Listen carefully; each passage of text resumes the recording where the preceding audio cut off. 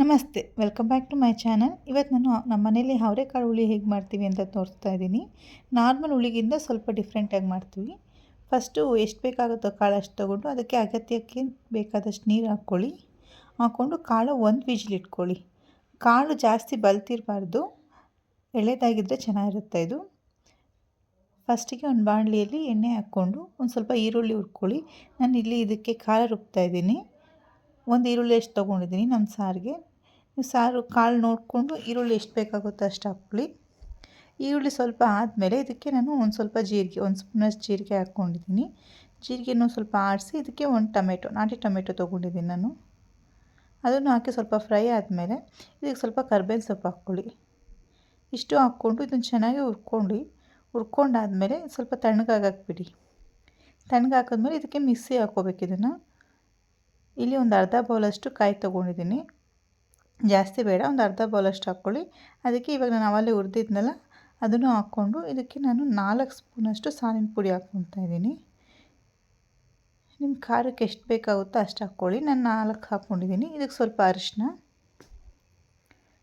ಸ್ವಲ್ಪ ಕೊತ್ತಂಬರಿ, ಇಷ್ಟು ಹಾಕ್ಕೊಂಡು ನೈಸಾಗಿ ಪೇಸ್ಟ್ ಮಾಡ್ಕೋಬೇಕು. ಇದನ್ನು ಕಾಳು ಈಗ ಬೆಂದಿದೆ. ಇದಕ್ಕೆ ಇವಾಗ ನಾನು ಹೆಚ್ಚಿನಂಥ ಈರುಳ್ಳಿ ಹಾಕ್ಕೊಳ್ತಾ ಇದ್ದೀನಿ. ಒಂದು ಈರುಳ್ಳಿ ಹಾಕ್ಕೊಂಡಿದ್ದೀನಿ.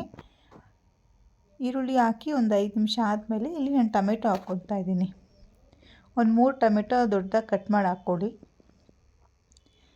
ಟೊಮೆಟೊ ಎಲ್ಲ ಸ್ವಲ್ಪ ಬೆಂದಮೇಲೆ ನನಗೆ ಇದಕ್ಕೆ ಆಲೂಗಡ್ಡೆ ಹಾಕ್ಕೊಳ್ತಾ ಇದ್ದೀನಿ. ಒಂದು ಹಾಕ್ಕೊಂಡಿದ್ದೀನಿ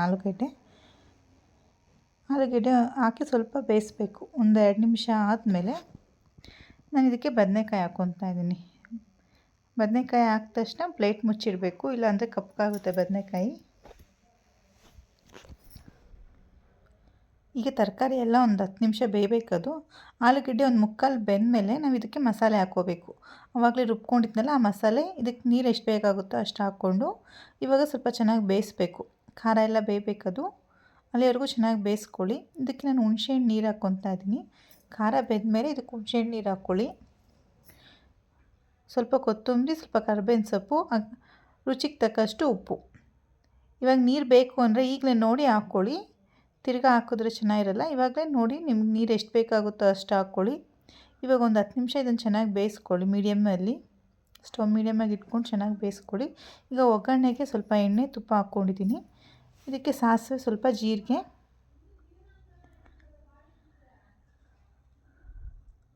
ಇದಕ್ಕೆ ಒಂದು ಈರುಳ್ಳಿ ಹಾಕ್ಕೊಂಡಿದ್ದೀನಿ. ಈರುಳ್ಳಿ ಎಲ್ಲ ಸ್ವಲ್ಪ ಆದಮೇಲೆ ಇದಕ್ಕೆ ನಾನು ಕರ್ಬೇವಿನ ಸೊಪ್ಪು ಸ್ವಲ್ಪ ಫ್ರೈ ಆದಮೇಲೆ ನಾನು ಇದಕ್ಕೆ 1-2 ಒಣಮೆಣ್ಸಿನ್ಕಾಯಿ ಹಾಕ್ಕೊಂಡಿದ್ದೀನಿ.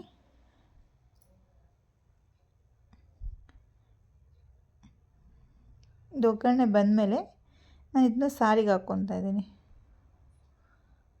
ಒಗ್ಗರಣೆ ಹಾಕಿದ ತಕ್ಷಣ ನಾವು ಪ್ಲೇಟ್ ಮುಚ್ಚಿಟ್ಟಿರಬೇಕು, ಇಲ್ಲಾಂದರೆ ಸ್ಮೆಲ್ ಅಷ್ಟು ಬರಲ್ಲ ಒಗ್ಗರಣೆದು.